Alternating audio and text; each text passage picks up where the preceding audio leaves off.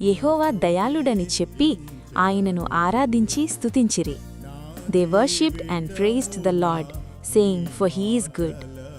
2 దినవృత్తాంతములు 7వ అధ్యాయం 3వ వచనం. ఎరిగితిని నా జీవితమున నీ మాటలను వినుటయే చాలని ఎరిగితిని.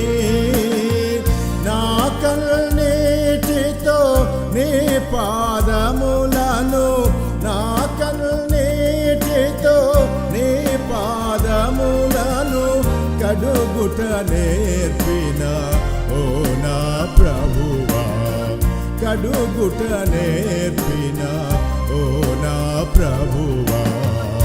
ఆరాధించేదా నిన్ను మది పొగడేదా.